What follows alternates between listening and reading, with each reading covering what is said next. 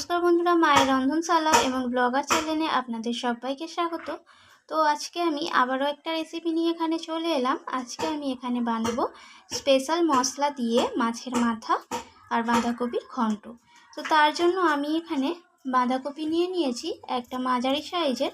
তো বাঁধাকপিটাকে আমি এইভাবে কেটে নিয়েছি। তো বাঁধাকপিটাকে কেটে আমি ধুয়ে পরিষ্কার করে নিয়েছি। আর তার সাথে এখানে আমি নিয়েছি আলু। তো আলুটাকে এইভাবে টুকরো করে আলুটাকে কেটে নিয়েছি।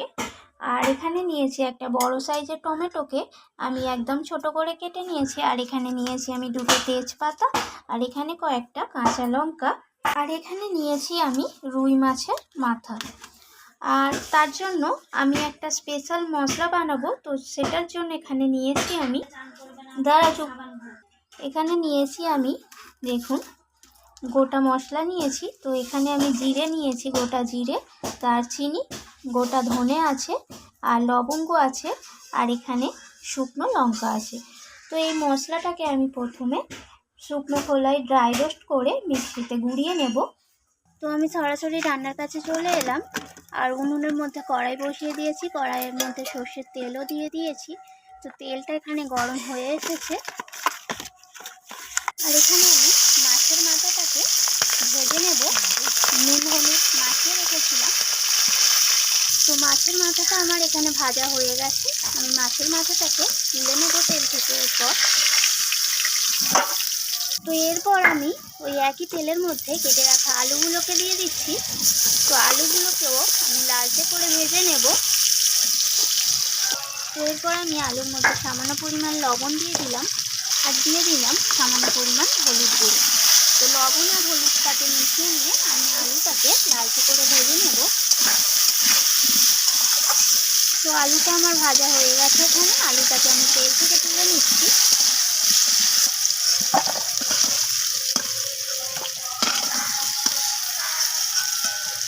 তো আমি ওই একই তেলের মধ্যে ফোড়নে দিয়ে দিলাম এখানে কালো জিরে, একটা শুকনো লঙ্কা, দুটো তেজপাতা। তো ফোড়নটা একটু নাড়াচাড়া করে নিলাম। আর এখানে দিয়ে দেব কেটে রাখা টমেটোগুলোকে। তো ফোড়নের সাথে আমি টমেটোটাকে একটু ফ্রাই করে নিলাম। তো এখানে আরও একটু তেল লাগবে, তাই তেলও দিয়ে দিলাম এখানে।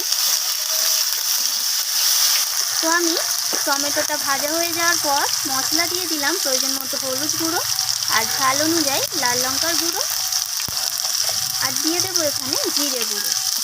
তো সমস্ত কিছু মশলা আমি টমেটোর সাথে একটু ভেজে নিচ্ছি। এরপর আমি এখানে দিয়ে দিলাম হাফ চামচের মতো রসুন বাটা, আর দিয়ে দিলাম এখানে 1 চামচের মতো আদা বাটা। তো আদা রসুনটাকে আমি টমেটোর সাথে এইভাবে কষিয়ে নিচ্ছি। আর দিয়ে দেবো এখানে স্বাদ অনুযায়ী লবণ। তো মশলাটা কষানো হয়ে গেছে। এরপর আমি এখানে দিয়ে দিলাম কেটে রাখা বাঁধাকপিগুলোকে।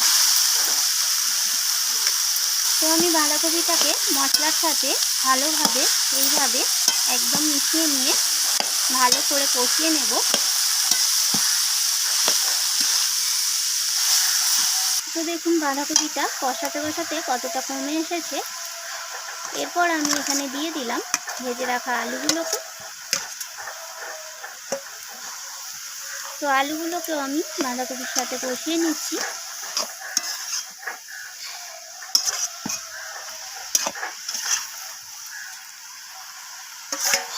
আর এখানে আমি দিয়ে দিলাম ভেজে রাখা মাছের মাথাটাকে। তো মাথাটাকে এইভাবে একটু খুন্তি দিয়ে ভেঙে নিচ্ছি।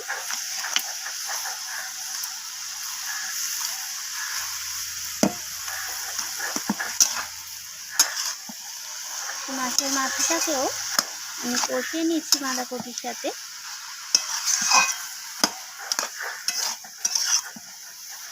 তো এরপর আমি এখানে দিয়ে দিলাম মটরশুঁটি প্রয়োজন মতো। তো মটরশুঁটিটাকেও আমি কষিয়ে নিচ্ছি।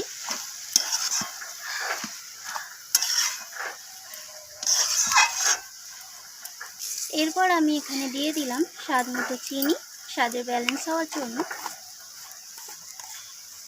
চিনিটাকেও আমি সব কিছুর সাথে এইভাবে মিশিয়ে নিচ্ছি।